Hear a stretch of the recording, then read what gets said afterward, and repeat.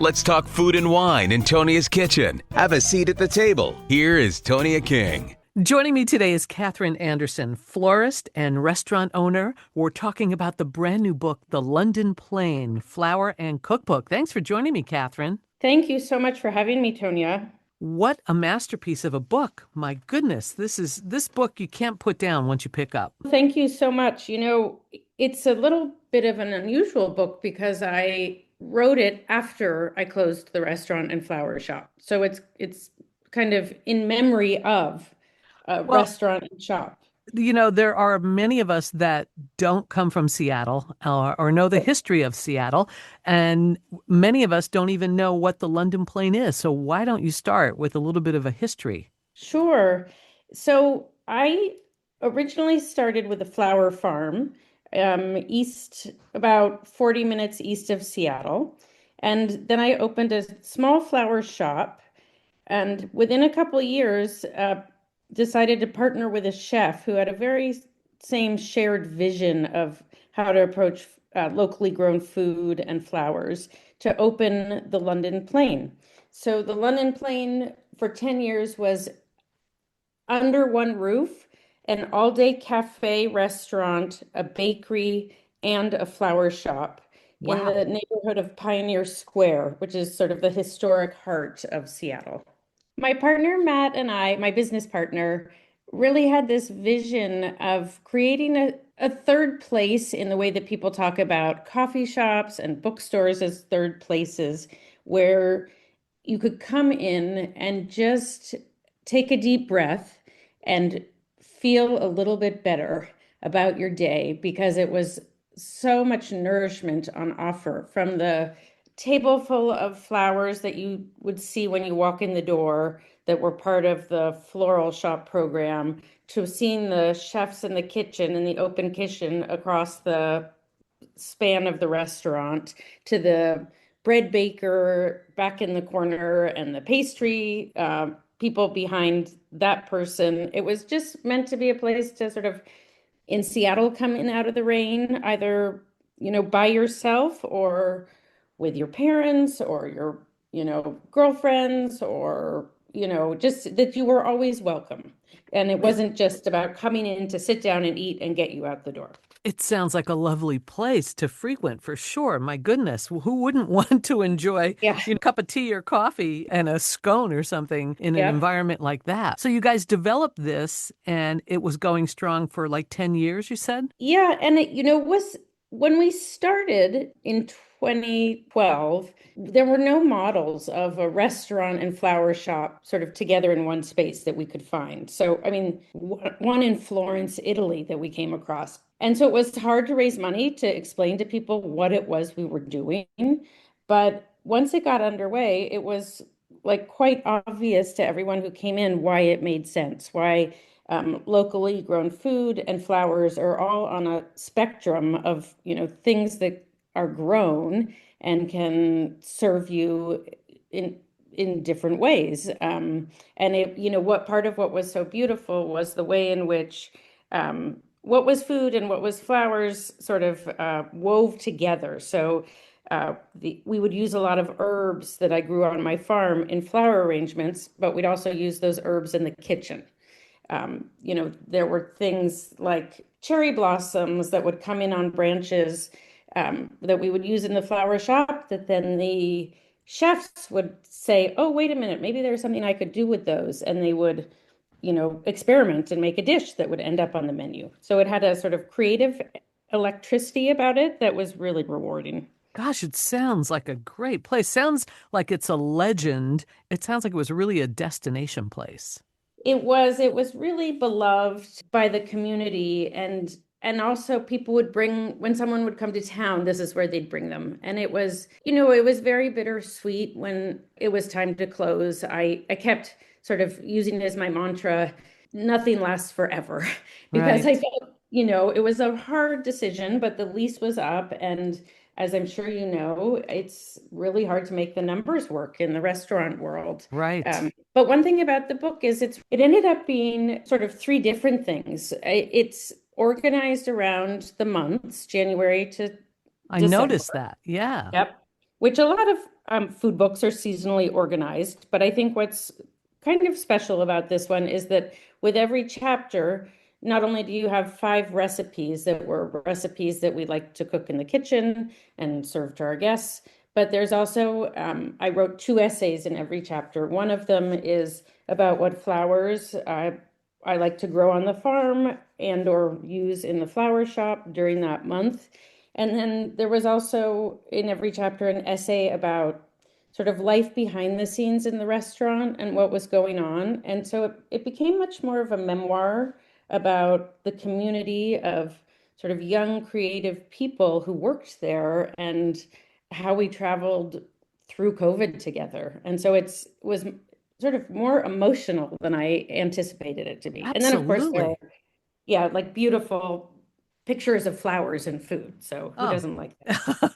It's great because the recipes are so seasonal for every month and every season, and especially whatever is growing in the Seattle area at that time. Exactly. So like right now, our kitchen would be getting excited about nettles. I noticed you have a recipe for nettle pesto.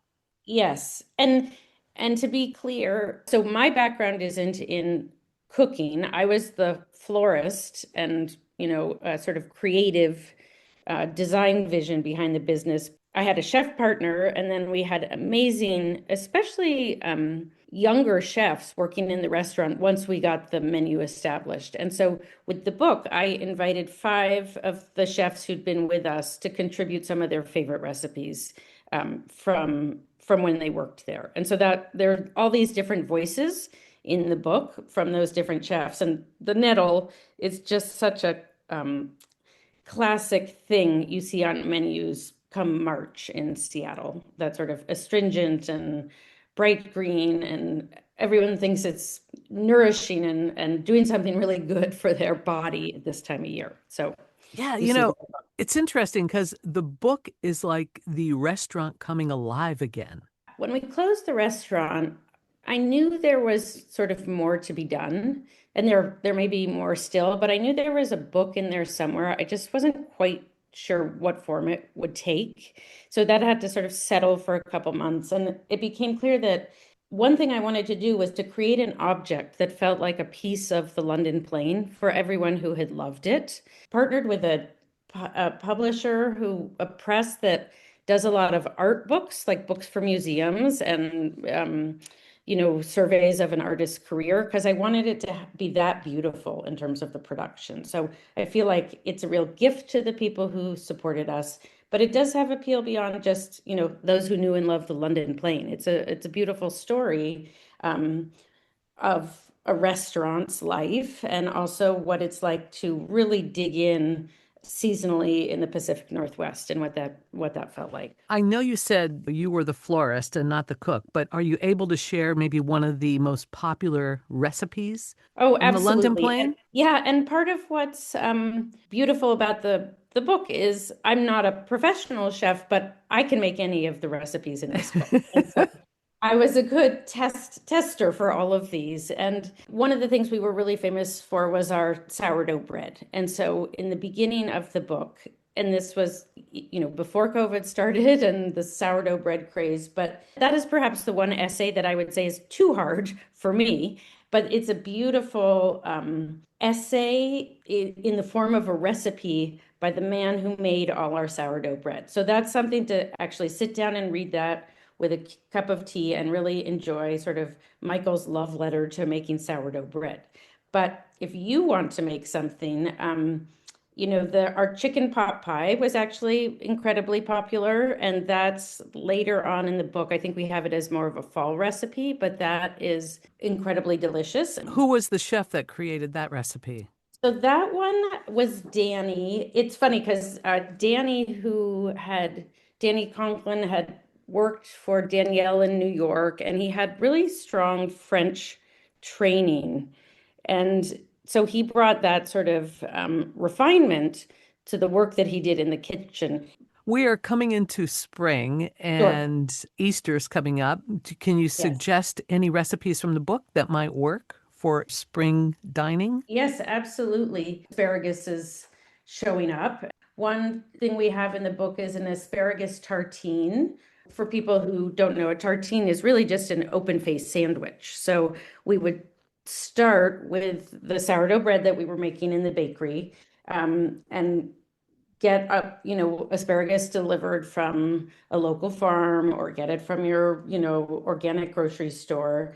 And this is a recipe by Zach, and it's really thick sliced sourdough toast topped with seared asparagus and sort of a mustardy cheese sauce, a fried egg, and then truly a blizzard of herbs. I'd say one thing that our restaurant, all of our chefs really embraced was the more herbs, the better. So, that could be parsley and dill and chervil and chives and thyme.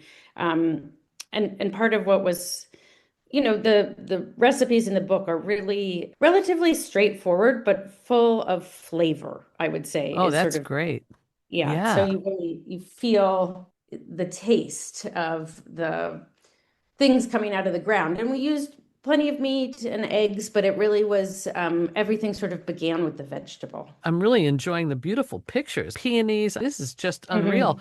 Let's talk about another spring dish. It's hard to resist this time of year is the rhubarb galette. Oh.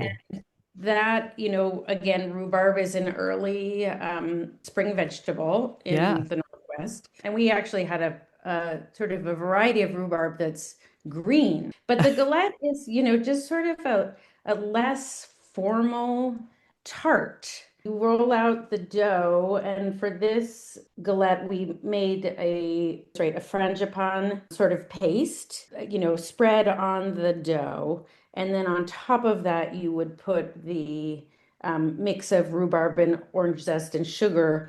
And then you just fold up the edges of the galette. So it's a more rustic style. I was just going to say that, very rustic galettes. Yeah. I mean, we always had some kind of galette on the menu. So in the spring, it was rhubarb, and then we would have peach or apricot in the summer and apple in the fall. And they just, we couldn't keep them in stock. We would serve them as on the plate, but we also had them in our freezer, so you could take them home, so to speak. So that worked really well.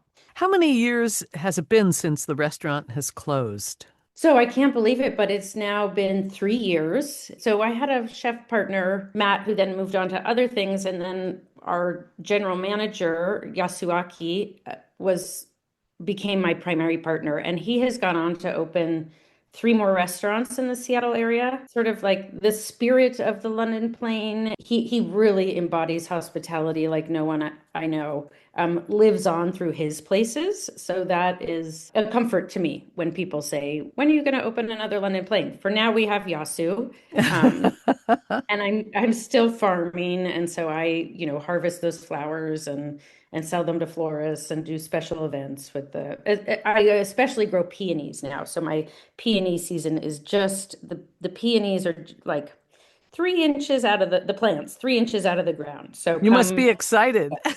Yeah, it's so exciting. It's so exciting. It sounds like it was a great place to combine creativity, the love of food and flowers, and just a great place to hang out. You were greeted by everything that we were working with in the flower shop right away. And you could either just stand and stare, or you could, or smell the flowers while you're waiting for your table, or you could help yourself to flowers and put together your own bouquet, or you could talk to one of the florists and have them put something together for you. So yeah, that it just, has a powerful effect on mood. Oh, God, yeah. We're talking with Katherine Anderson, florist and restaurant owner of the beloved Seattle gathering place called the London Plain. Brand new book out, The London Plain Flower and Cookbook. How do we find you on social media or find the book? Thanks for asking, Tonya. So the book can be bought at thelondonplainbook.com, but it's also available at independent bookstores in the Seattle area.